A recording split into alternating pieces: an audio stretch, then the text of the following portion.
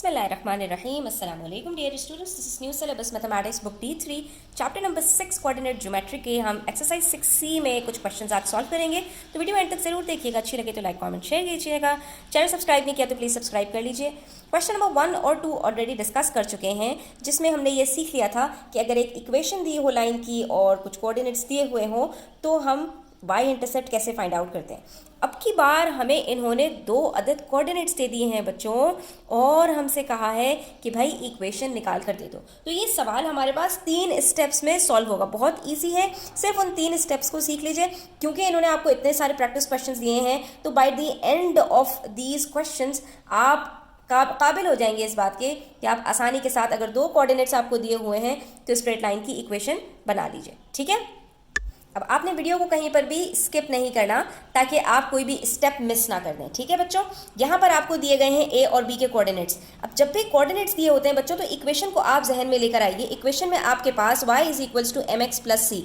इसके लिए आपको एक अदद चाहिए ग्रेडियंट. अब y और x तो आप कोई से भी कोऑर्डिनेट्स लेकर इक्वेशन बना लेंगे, लेकिन आपको एक अदद m चाहिए यानी ग्रेडियंट चाहिए और दूसरा आपको y इंटरसेप्ट चाहिए. ठीक है.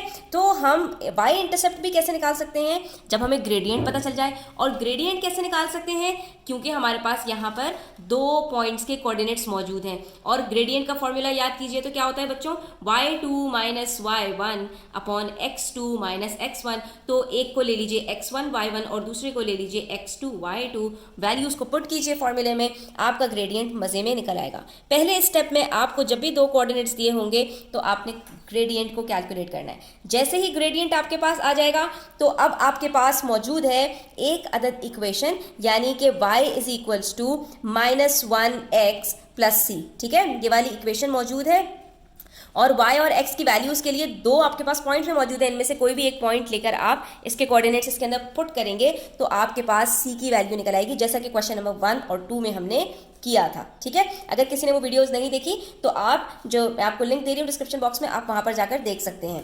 तो अब आपने क्या किया, इन कोई सी भी वैल्यूज उठाई. मैंने a की वैल्यूज उठाई, इसको यहाँ पर पुट किया इस इक्वेशन के अंदर और c की वैल्यू को कैलकुलेट कर लिया. तो मेरे पास दूसरे स्टेप में c की वैल्यू भी कैलकुलेट हो गई. m भी आ गया, c भी आ गया. अब इसमें से कोई से भी कोऑर्डिनेट्स उठाइए, इस इक्वेशन के अंदर पुट कीजिए तो आपको पता चल जाएगा कि आपके पास इक्वेशन क्या निकल रही है. अब आप देख सकते हो यहाँ पर y is equals to m x plus c के अंदर y की जगह पर y है, m की जगह पर माइनस 1 है, 1 हम लिखते नहीं है, x की जगह पर x है, प्लस c हमारे पास 0 निकला था तो हमने यहाँ पर कुछ भी नहीं लिखा. हमारे पास जो इक्वेशन आ गई है वो y is equals to minus x है. तो देखा आपने, सबसे पहले हमने ग्रेडियंट निकाला, ग्रेडियंट की मदद से हमने फिर y इंटरसेप्ट निकाला और फिर इन दोनों को हमने इक्वेशन में पुट किया और हमारी इक्वेशन निकल आई है. ठीक है. इसी तरह से सेम मेथड को हमने फॉलो किया पार्ट बी के अंदर और यहाँ पर भी हमारे पास इसी तरह से इक्वेशन निकल आई. सबसे पहले हमने ग्रेडियंट निकाला तो वो हमारे पास 2 निकल आया. उसके बाद हमने इसकी वैल्यू को पुट किया इक्वेशन में तो हमारे पास c की वैल्यू निकल आई 1. हमने सिंपली इसको पुट किया y is equals to m x plus c में. तो y की जगह पर कुछ नहीं रखना, y रखना है, m की जगह पर 2 रखा और c की जगह पर 1 रखा तो हमारे पास इक्वेशन आ गई y is equals to 2x plus 1. ठीक है बच्चों.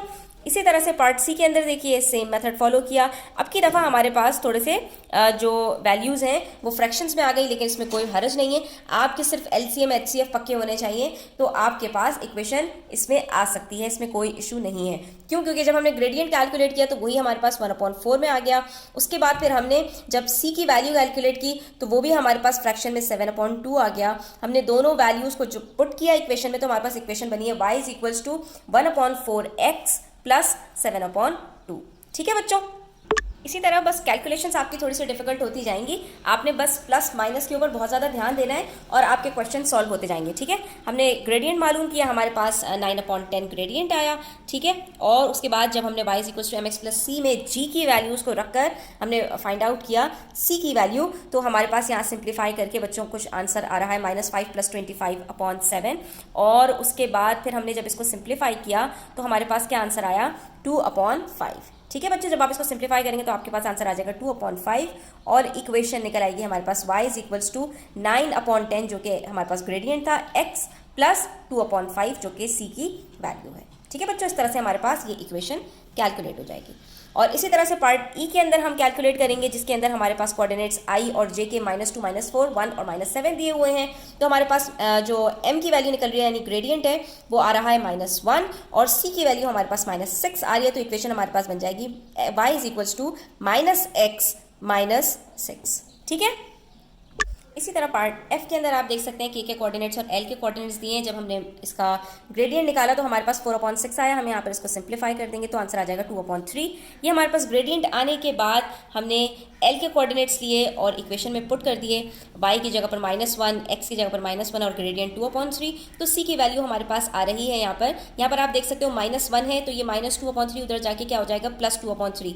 तो c हमारे पास निकलेगा -1 + 2/3। जब एलसीएम लेंगे बच्चों तो यहाँ पर हम इसको क्या करेंगे, दोनों को मल्टीप्लाई बाय 3 कर देंगे तो आंसर आ जाएगा -3 + 2/3। ठीक है, 2 - 3 -1 हो जाता है और ये हमारे पास आंसर आ जाएगा c का -1/3। तो इक्वेशन हमारे पास जो निकलेगी वो निकलेगी y = 2/3। जो ग्रेडियंट हमारे पास निकला था x - 1/3, ये हमारी इक्वेशन निकल आएगी। अच्छा बच्चों, कभी कभी ऐसा होता है कि ग्रेडियंट हमारे पास 0 आ जाता है और हमारे पास c की वैल्यू भी 0 आ जाती है, तो वहाँ पर हमारे पास जो इक्वेशन होती है वो y = 0 आती है, जैसे कि पार्ट g में हमारे पास है। जब हमने ग्रेडियंट कैलकुलेट किया तो जब y2 - y1 किया तो वो 0 था, तो इसकी वजह से हमारे पास ग्रेडियंट 0 आया। और जब हमने इसको इक्वेशन में पुट किया एक जो है कोऑर्डिनेट्स को लेकर, तो हमारे पास c जो था y इंटरसेप्ट वो भी 0 निकल आया। जब दोनों वैल्यू 0 आई, हमने इक्वेशन में पुट की तो हमारे पास क्या इक्वेशन निकली है, y = 0। और इसी तरह से कभी x = 0 भी होता है।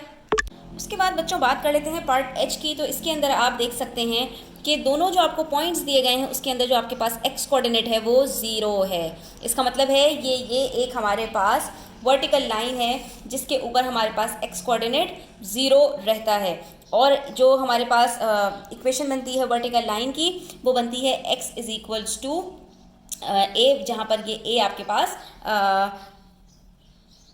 डिस्टेंस होता है y एक्सिस से। लेकिन बच्चों अगर आप देखें तो एक पॉइंट आपको जो यहाँ पर दिया गया है वो 0 भी है, जहाँ पर आपके पास जो क्या नाम है y कोऑर्डिनेट है वो भी 0 है। इसका मतलब क्या हुआ, 0 0 का मतलब ये होता है बच्चों कि आपके पास जो एक क्वाड्रेंट है उसके अंदर लाइन स्टार्ट हो रही है ओरिजिन से।